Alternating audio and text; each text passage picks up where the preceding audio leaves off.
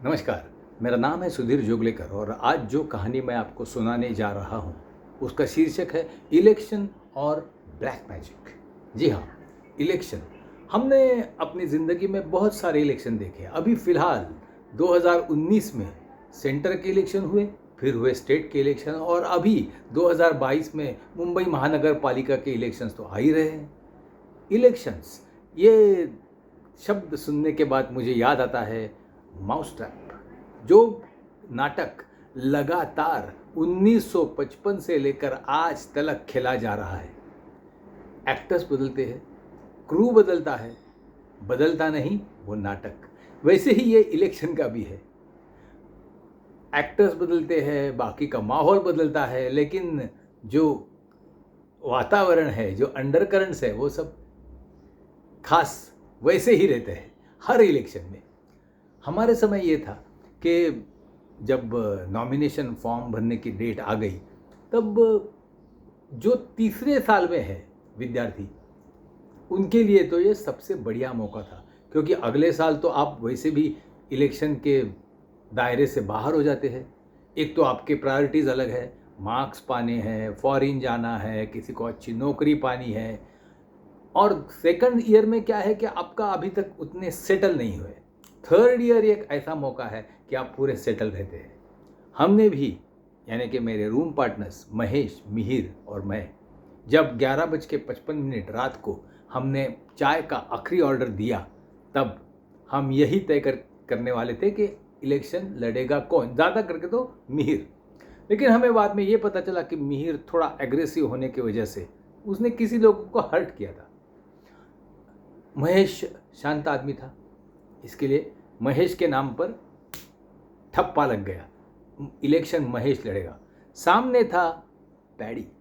Paddy ये मेरा batchmate, यानी सिविल में। महेश और मिहिर थे मैकेनिकल में। पैडी का मुझ पर ज़्यादा गुस्सा इसके लिए था कि उसको लग रहा था कि भाई ये अपने क्लास के वोट्स तोड़ेगा ज़रूर। अब पैडी का स्वभाव ही ऐसा था कि वो अगर सामने महेश ना होता तो भी मैं उसके साथ नहीं जा सकता था। एक तो उसका रहन सहन का तरीका, प्राध्यापकों के साथ उसका खास मेल नहीं खा रहा था, वो अलग ही तरह का आदमी था। लेकिन 1-to-1 कम्युनिकेशन में वो माहिर था। यहाँ मिहिर पब्लिक स्पीकिंग में बहुत ही तगड़ा था। उसने काफ़ी ज़ोर से कैनवासिंग किया। यूनिवर्सिटी रिप्रेजेंटेटिव नाम का एक पोस्ट था, उसी समय डिक्लेयर हुआ था।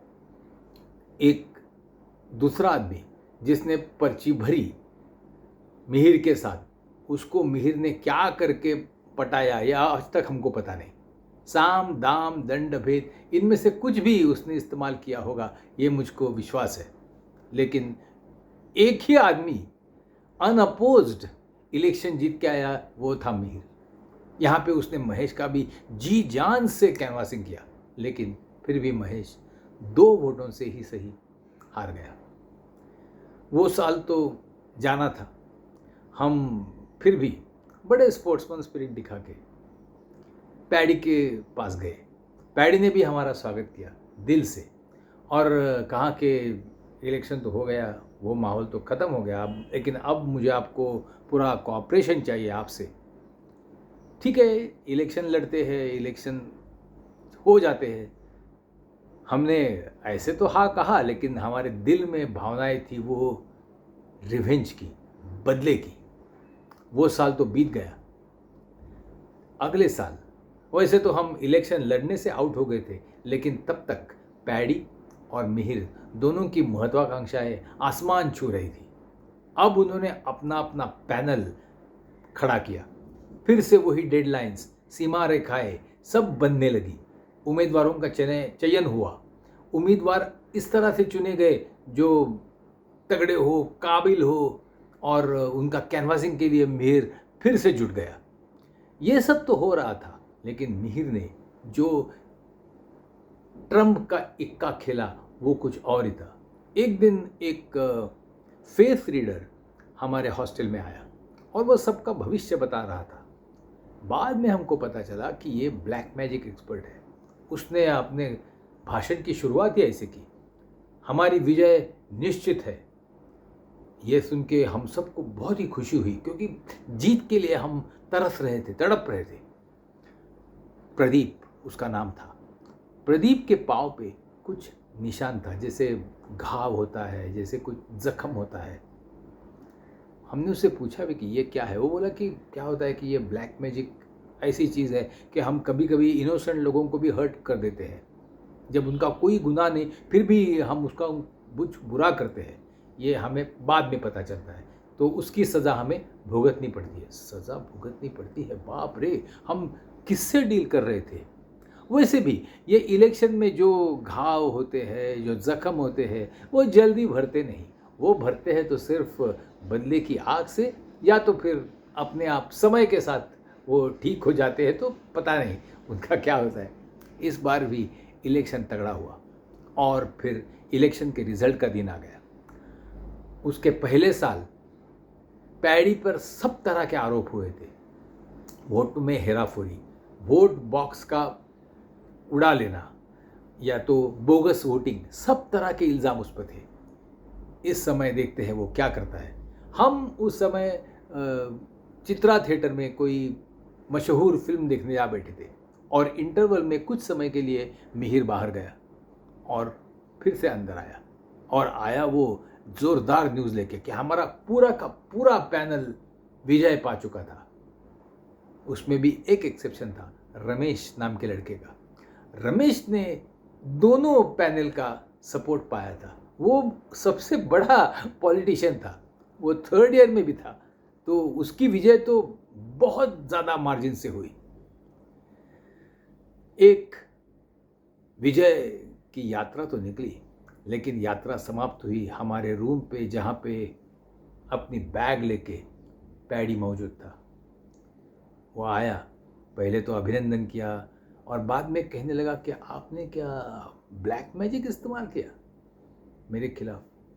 हमने मिहिर ने जवाब दिया, नहीं, हम तो अपने बलबूते पर, अपने मेरिट पर, अपने कैनवासिंग पर, और क्योंकि सामने के प्रतिस्पर्धा जी जो कुछ था नहीं, उसे छेड़ने के लिए, उसके जख्म पे नमक छिड़कने के लिए उसने कहा, तो हमने ऐसा कुछ किया नहीं। फिर पैडी ने मेरी तरफ देखा, तुम क्या कहोगे? कम से कम उसे मैं कुछ सच कहूँगा इसकी उम्मीद थी। मुझे ये पता था कि कुछ भी आप भारी शब्द वापरो तो वो पैडी के सर के ऊपर से जाते हैं। तो मैंने कहा भाई अफवाह है, अफवाह है। सत्य जो है वो स्थिर रहता है, अफवाहें अस्थिर रहती है, चंचल रहती है, अच्छे अच्छे लिबास पहन के आती है, अलग रंग रूप, उसका सब माहौल ही अलग है, इसलिए वो हमारे मन को लुभाती है। ये ऐसी ही अफवाह कि हमने कुछ गलत सलत किया आपके दिल को छू गई, और इसके लिए आप पूछने आए। मेरे शब्दों का क्या इम्पैक्ट हुआ ये हमें तुरंत मालूम पड़ा। धाड़ से उसने अपना ब्रीफकेस दरवाजे पे ठोक दिया हमारे, और वो जैसे कि प्रोटेस्ट कर रहा हो ऐसे चला गया। दोस्तों, ऐसा है कि हम उस इलेक्शन के बारे में कुछ ही बातें याद करते हैं। हमने ऐसे माइंड को ट्रेन किया है कि हम उतनी ही बातें याद रखें। वो हुआ था ये कि इलेक्शन ज़ोरदार लड़ा गया, हमारा सब पूरा पैनल मौजूद था। कॉलेज के प्रोफेसर्स ने पहले ही मीटिंग ली थी कि भाई ये स्पोर्ट्स है, स्पोर्ट्स की तरह लीजिए, कोई किसी की हार किसी की जीत ये तो होना ही है। लेकिन फिर भी जिस होड़ से इलेक्शन लड़े गए थे उसमें और कुछ भी थोड़ा सा एकाध शोला उसमें गिरता था तो मारामारी होने के पूरे चांसेस थे। लेकिन आज हम इतना ही कहते हैं कि इलेक्शन के समय में एक फेस रीडर आया था जिसने बहुत सारे लड़कों का भविष्य बताया। अब रही बात ब्लैक मैजिक की। फेस रीडर ब्लैक मैजिक कर सकते हैं क्या? अगर मुझको पूछो, अगर महेश को पूछो या मिहिर को पूछो तो हमारा जवाब एक ही है कि नहीं, फेस रीडर्स सिर्फ ज्योतिषी होते हैं, ब्लैक मैजिक करने वाले नहीं। सच क्या है ये सिर्फ ऊपर वाले को पता है। इतना ही मैं कहूँगा। नमस्कार।